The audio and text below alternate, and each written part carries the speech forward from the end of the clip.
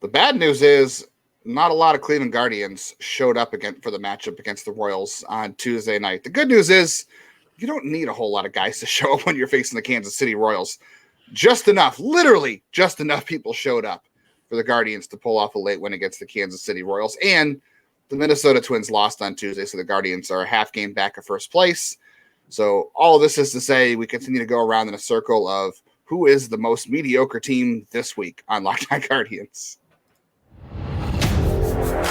You are Locked On Guardians, your daily podcast on the Cleveland Guardians, part of the Locked On Podcast Network, your team every day.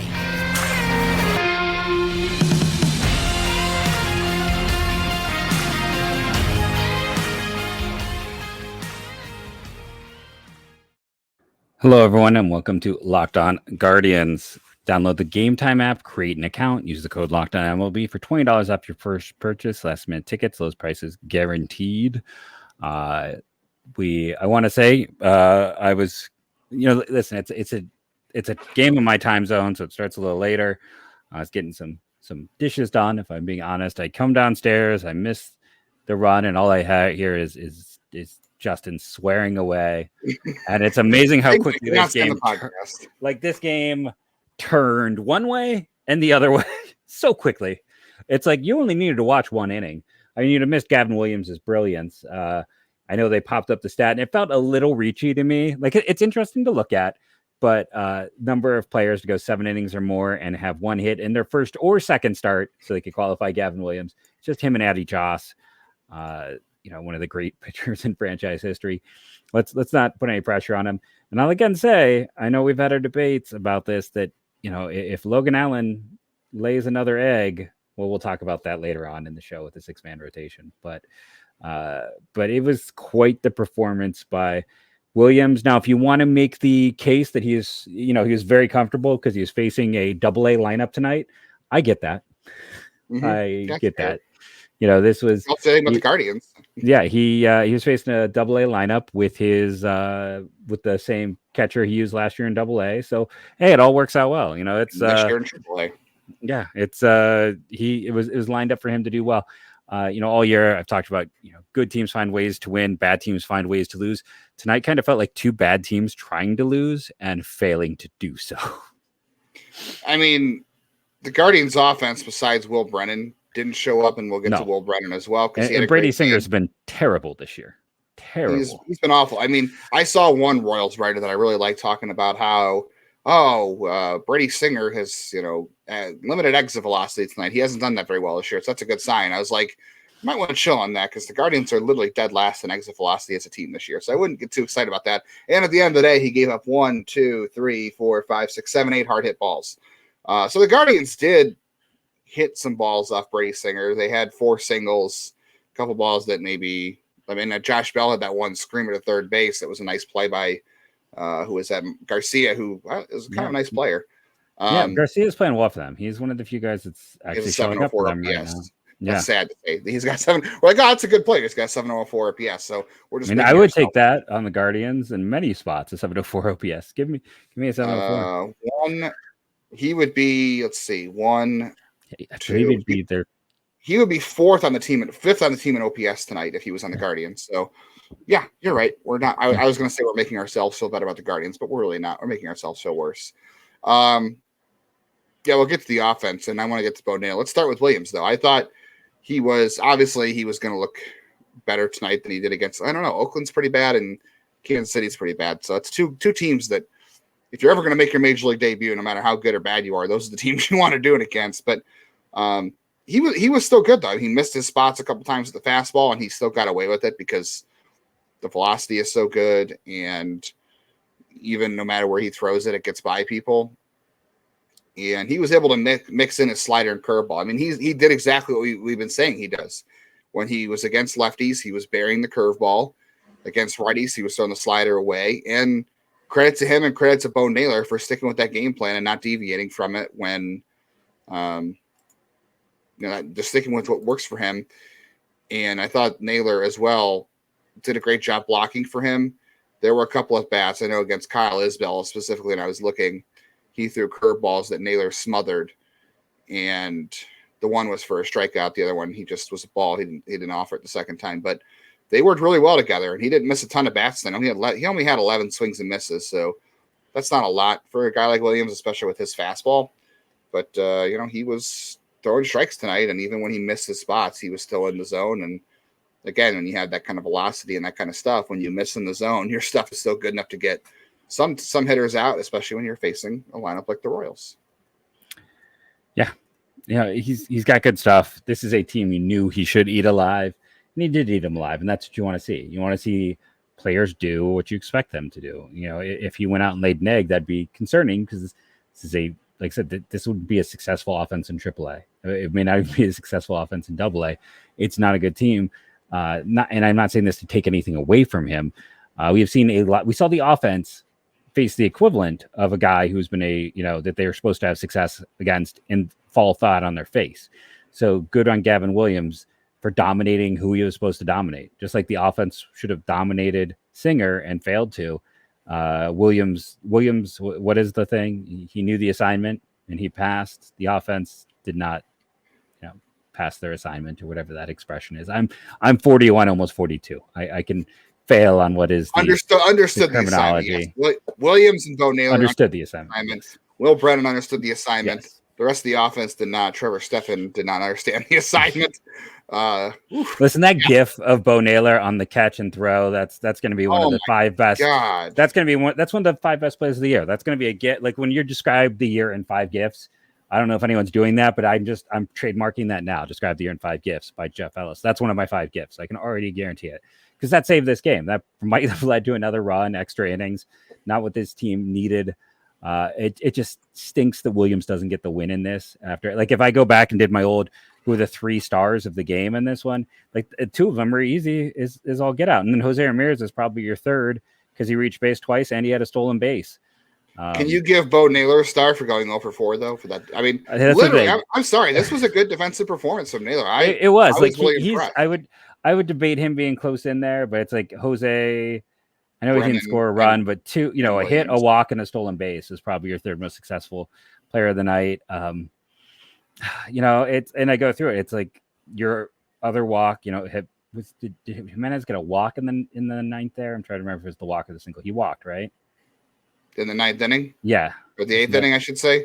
In the 8th inning, yeah. In the 8th inning, it was a walk. Yeah, so that's what I was thinking. And it's like, you go through, it's like Kwan struggled again. Ahmed's single was not great. But Naylor, again, stepping up when time matters.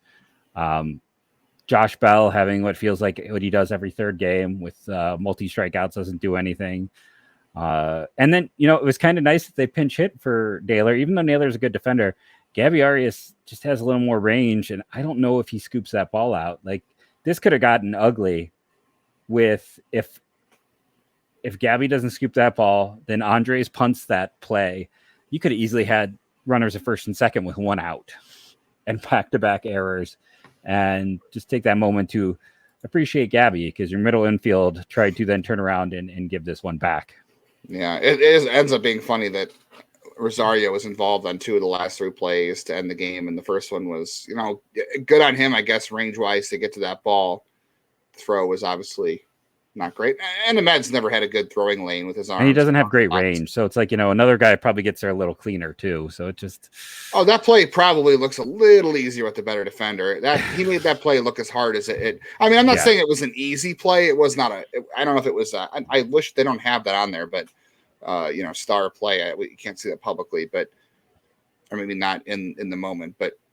I think a good defender makes it look easier. And I'm not saying it's a hard play or an easy play, but it's probably a lot harder, a lot easier than Ahmed made it look. And Arias did save him there. And then ironic that, Jimenez bobbles that ball, like you said. But yeah, I mean, you're right. 3 stars. Okay, so Williams for sure, Jose, and then you got to give it to Will. Brennan and Williams are the easy ones, and you can debate that third one, but. I know a lot of people too on Twitter are like, "Oh, everyone was saying that the Guardians were holding Bo Naylor back for defensive purposes." I mean, just because he had one good defensive game doesn't mean he is a polished Gold Glover. But yeah, he's had some miscues too. He's had some ups and downs. But at least that does show you the ceiling. It's in there. It's in there, and it's pure athleticism. I mean, that throw. I'm sorry. I mean, I'll say I don't know what. I don't think Austin Hedges makes that play. I don't think Roberto Perez maybe in his heyday makes that play. I think in Hedges' heyday he makes that. Like Hedges is a better athlete than sometimes he gets credit for. Just sure, Mike Zunino wasn't going to make that play. What do you mean? Zunino makes that play every day of the week. You saw how well he was moving back there. With his arm this year. You know what? Andy Leon doesn't make that play.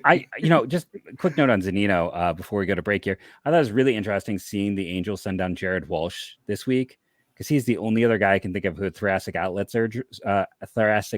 syndrome. And I loved that guy a few years ago. One of the Guardians to acquire him. And you look about how he has fallen apart. I just, they took a gamble on that surgery. It did not pay off. What will pay off is our content when we come back from a quick sponsor break. We're going to get into even more on this game because we haven't given Will Brennan all the due he deserves.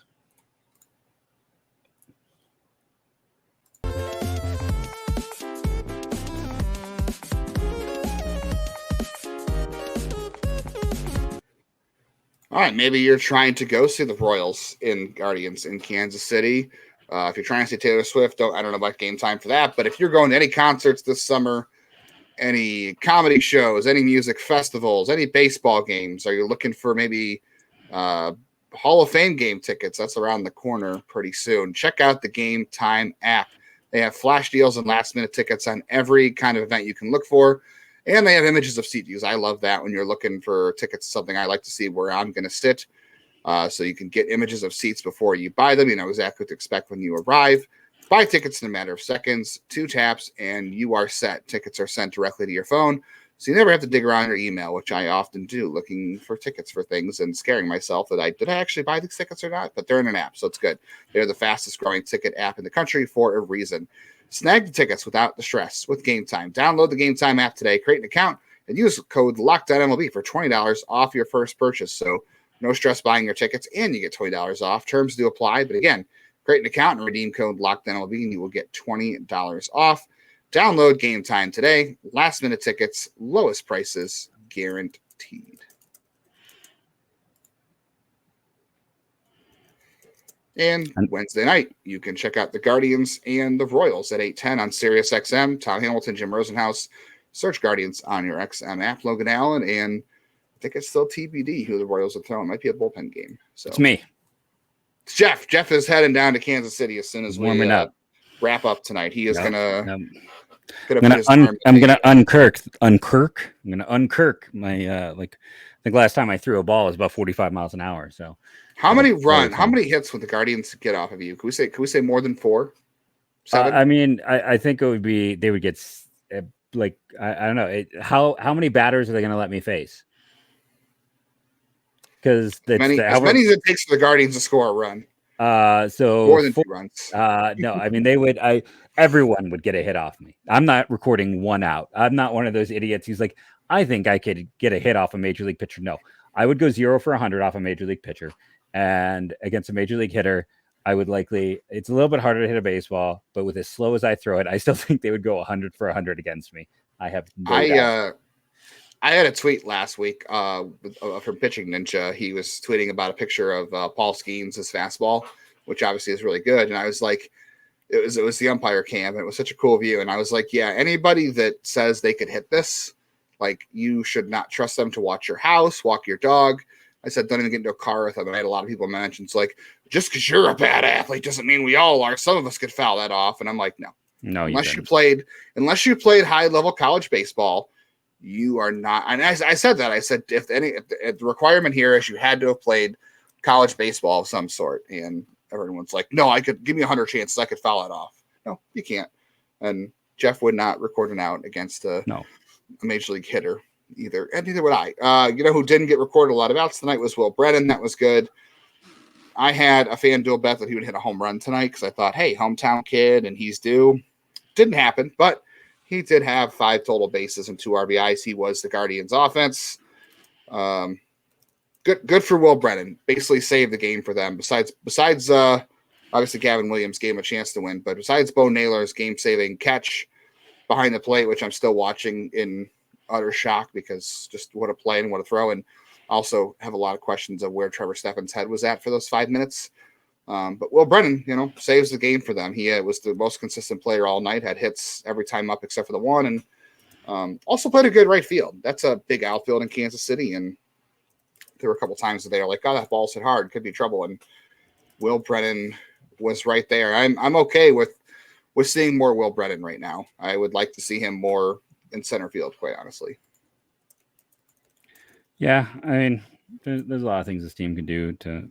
I mean, there is and there isn't. We'll when we talk about lineup stuff, we'll talk about that in segment 3. The one thing I say about the outfield is AAA isn't full of answers right now. It's bad. It's bad. It's one of those situations. I tweeted to you and I threw out like a mock trade. Could like the Guardians, in this offseason, I talked about trading relief pitching to the Diamondbacks for another second rounder.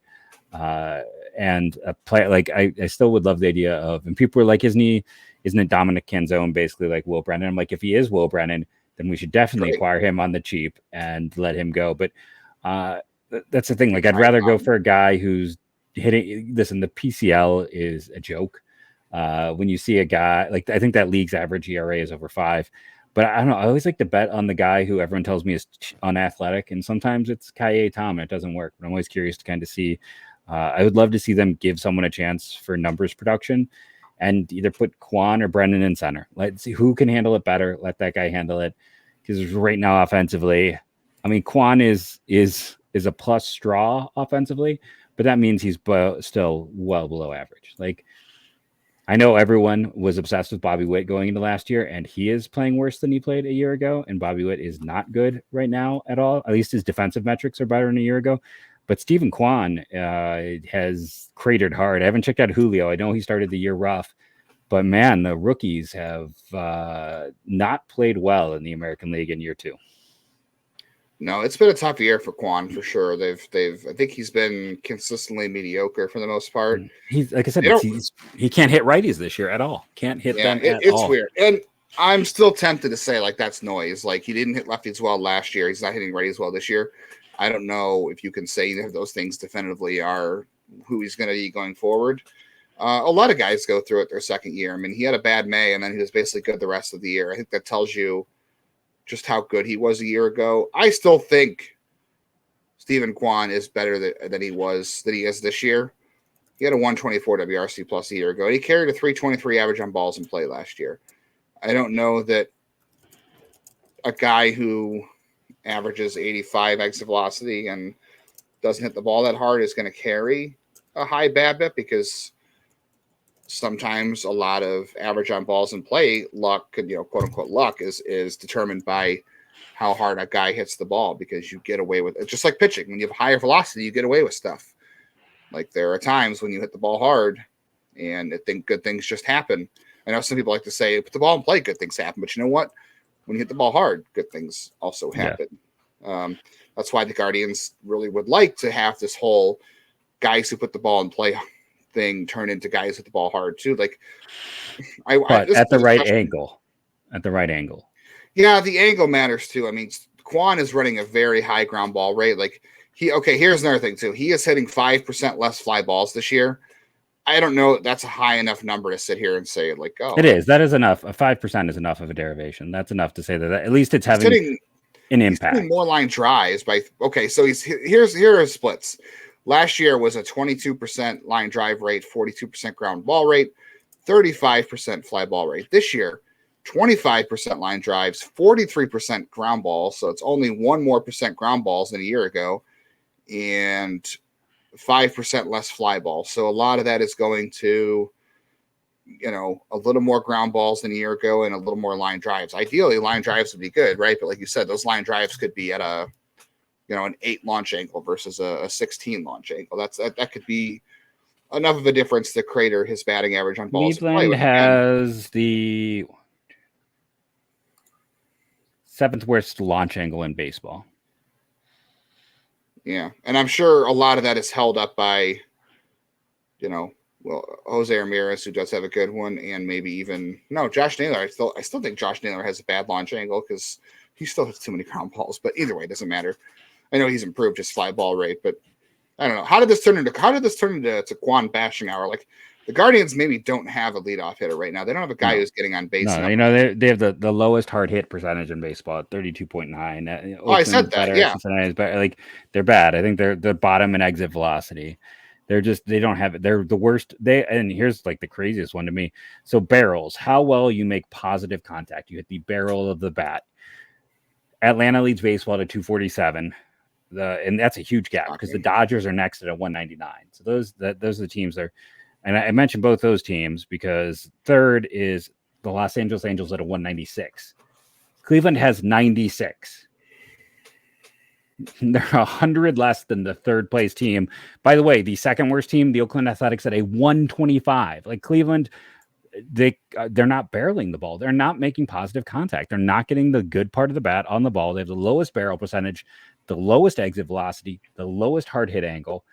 That's not going to lead to success. Like this team is built to fail offensively, unfortunately, right now. And I mean, that's it. It is what it is. And I know some people get mad at me when I talk about being built or set up to fail. But what are you going to call it when you have across the board a flawed design? Is that a better way to put it? Yeah, I mean, I think it's an incomplete research experiment is how I would classify it. I mean, I wasn't a good science student in school, so maybe I have no idea what I'm talking about.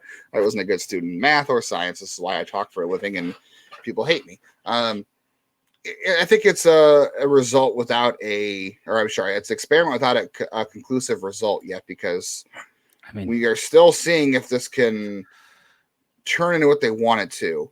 I mean, Jose Ramirez, I mean, with coaching, and we should probably relate this to Terry Francona, who, by the way, I know you wanted to bring this up. Terry Francona was not with the team tonight because he wasn't feeling good. He went to Kansas City hospitals to get some tests done, and he, according to Mandy Bell after the game, he had no update. He is still at the hospital undergoing tests. We'll get to that in a second.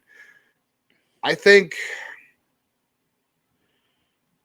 with coaching, there's so many unquantified things. Like you can sit here and say, like, Stephen Kwan, bad launch angle, bad exit velocity. There's some question marks there. Med Rosario, quantifications there. With coaching, there's no way to quantify it. You have to look at player success, but sometimes, like you said, are they? This is two sides to the coin. This is because you said, are they set up to fail? So the Ty Van Berkelio and the Chris Valaika argument. So were the players that Ty Van Berkelio was given terrible? Bradley Zimmer, Bobby Bradley, Yu Chang, Oscar Mercado. Were those guys bad baseball players? Could he not coach to get the most out of them? Or last year, everybody wanted to give the crown to Chris Valaika for this offense. This year, they're struggling, and everyone wants to know what's going on. Is it Chris Valaika's fault? How could it be Chris Valaika's fault? He was good a year ago. Same with Terry Francona. Everything was good a year ago. I mean, not great, but did they win in spite of him a year ago? Now they're not winning because of him. Like, I think coaches and managers often get both too much blame and not enough blame because I think of certain things, but a lot of it's unquantifiable. And that's the hard part. A lot of it depends. Like you said, are they set up to fail? So is Chris Valaika set up to fail this year because of the players he's been given, like the Med Rosarios and Miles Straw? Stephen Kwan doesn't have maybe stuff that he really needs to be a productive major league player long term. Is he a major league player long term? Is this a slump? We don't know. But a year ago, it looked really good. So how can you say from a year ago to now that he has been given flawed players when everything worked a year ago? And who do you blame? Do you blame the player? Do you blame the coach? That's what I'm saying. Who is it really on? What I think one of the things that just stands out to me and that side of it, also want to point out they have the worst chase rate in baseball, which is that's the big problem. Yeah, like they have the worst chase rate in baseball. So they're chasing even though they can't hit anything hard. So that's a recipe for. But what I think what is really kind of, and I brought this up multiple times on the show, is last year they found success with players that we knew were playing over their head, like that we're lucky. You could look at the stats and see Andres Jimenez and Stephen Kwan's bat pips were not sustainable. You could see that Oscar Gonzalez's approach was not sustainable. We saw regression was coming, maybe not to the degree it is, but everything showed that they were lucky last year. They were lucky a year ago. Now are they maybe the other way and exceedingly unlucky? 2 degrees. But Ahmed Rosario is Ahmed Rosario. He's just not as productive this year. And Let's Quan and you can go look at the data. Quan and Andres Jimenez were lucky last year. Now the Piper has come to pay. Oscar Gonzalez, we spent the offseason with people getting mad at us, and we said this isn't sustainable, that this is a profile that does not work in the big leagues. Guess what? Didn't work. I wanted to be proven wrong. I did. I'd rather have a proven right-handed bat in the outfield with some sock than be right, because what does being right really net me? Nothing. Being wrong makes me happy. Yeah, nobody enjoys us more because Yeah. we were right, because this is an No. insufferable point more than anything. Yeah, so it's like they were lucky a year ago. That happens in baseball. Let's quickly let's continue the discussion. Take our break and then on come their back. side, and we have to talk about the 6-man rotation for the time being as well. We'll be right back.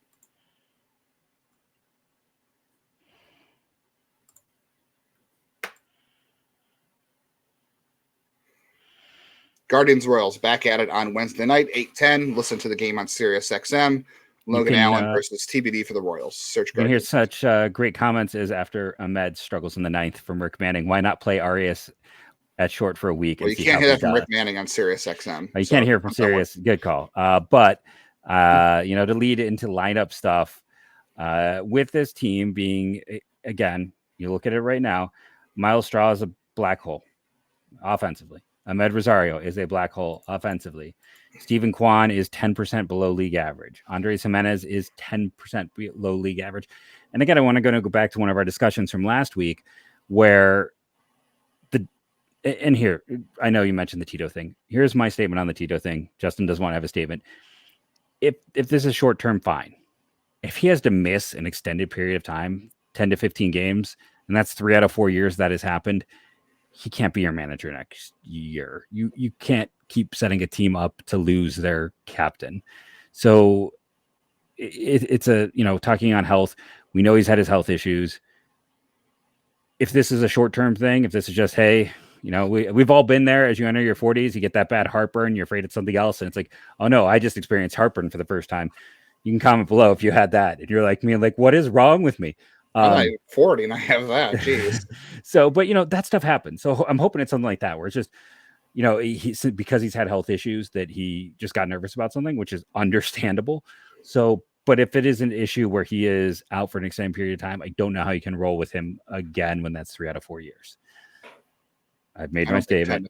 I don't think 10 to 15 games is a whole lot out of 162, but it's approaching 10% of your season.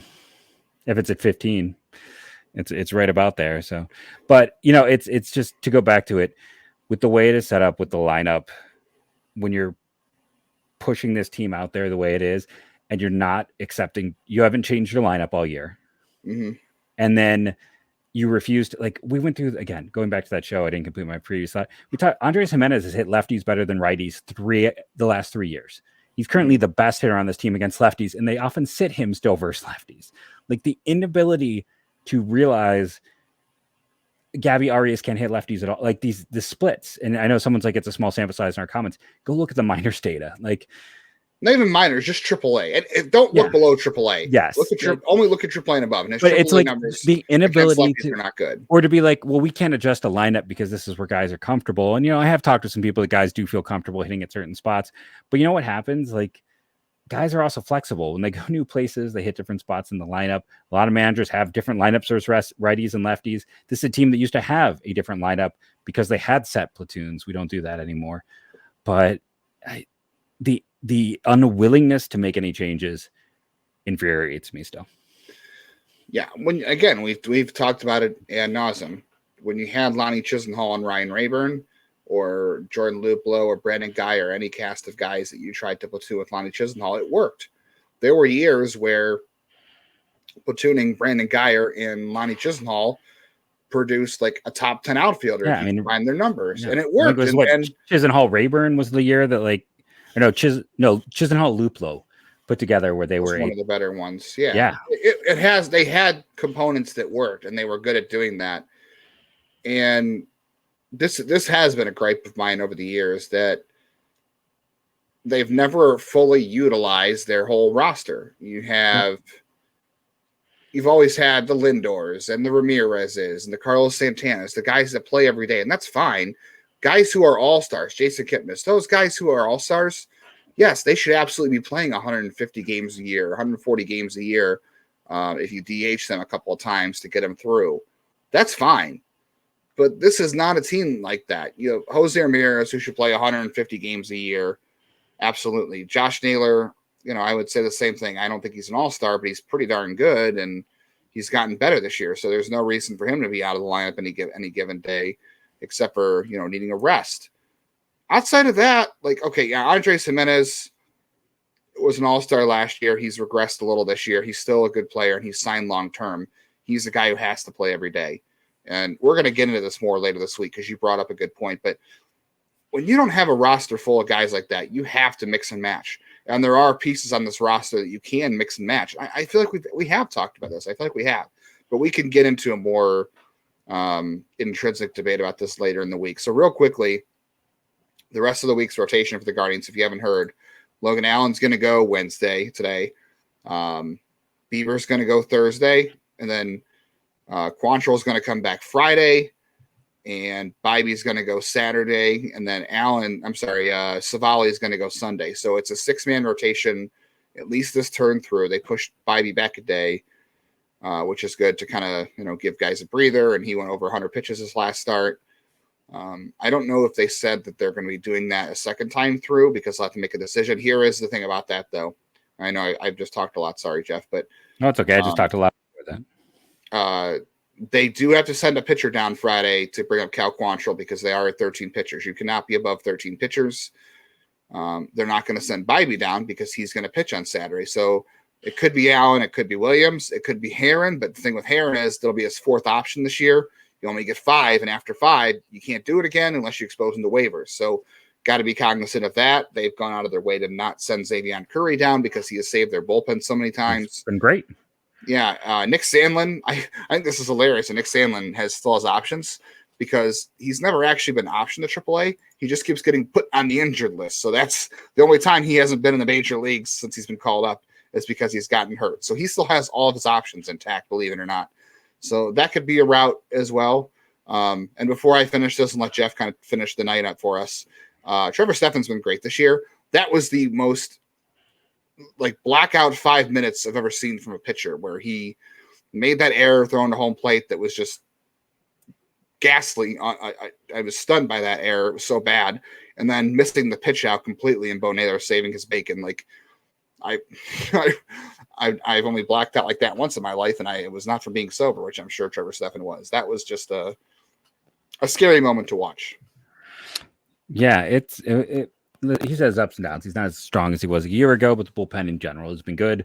Nice job by Clase in spite of everything to finish it off as he continues to probably be their second all-star. I think the way this goes is if Logan Allen lays an egg, for a second I thought that was one of the drinks you're talking about. No, that's just having an ice there. Got iced, yeah. Not that kind of ice. That's actually my wife's favorite drink. But get back to baseball. If Logan Allen lays an egg, it feels like he's the one to go down after giving it 5 runs and 2 straight starts. If he does bad against the Royals, then yeah, this is the chance for success. I think it is likely going to be one of these starters. They already said they weren't going to consider a 6-man last time. This is popping up that it's going to be a short-term 6-man. Tito's not giving up a relief option. It has to be a pitcher, so it's going to be either Williams, hey, great job, you beat up on the Royals, had one of the best secondary starts in the history of the league, and in the history of our franchise. Go back to AAA, or it's going to be, hey, Logan Allen, you were awesome when you got called up. I think you might still have the highest K rate of any starter on this team. Go to AAA. But yeah, it's one more thing I wanted to say too. Sorry to cut you off. Go ahead. If he gets sent down Wednesday, he will face MJ Melendez, who was his childhood friend growing up, and his dad, Maribel Melendez, is the coach at FIU. He coached both of them as kids. MJ was supposed to go there as well, and then MJ instead signed with the Royals. I didn't think he was signable. I'll be honest. Yeah, he's the only guy I've ever seen not sign with his dad. That is almost always a guarantee that they sign for dad and did pass on the money. And MJ did not take the money. But that'll be fun. I'm looking forward to that. And the Royals have announced that Austin Cox will start tomorrow for them. So that feels like a guy who the Guardians will struggle with the way that they. He is left-handed, so you know what that means. Yeah. What is not? Will this impede the Guardians sweep? Listen, if they don't sweep, it's bad. It's a bad look. We said it was okay if they went 5-1. Not when you're facing Singer, Cox, and God, I'm blanking on the. Hey, Austin Cox has not allowed a run this year. Just saying. In 12. In what, like one start? 6 relief appearances, not even a start. So it feels like a bullpen day. Yeah. No, he's no, that's not. He was a Mercer kid. That's right. But listen, we're prattling here. We're going to thank you all for joining us, rating and reviewing, downloading. It helps. We're hoping for a bump after a win, so let's see those numbers go up. First 2 shows this week have not been our normal best, even though this team is a half a game out of first place, with the Twins getting obliterated by that same Atlanta Braves team we talked about, who are barreling like nobody's business. Can we hire the Braves hitting coach? He has helped Sean Murphy find a new level. He has helped Eddie Rosario. Or did Sean Murphy leave a bad ballpark and a bad team and just get better because of it? Yeah. It's amazing what that squad is doing out there. Thank you all for listening, rating and reviewing, downloading. It helps. And as I end every show, go Guardians, go get a win against a really bad team.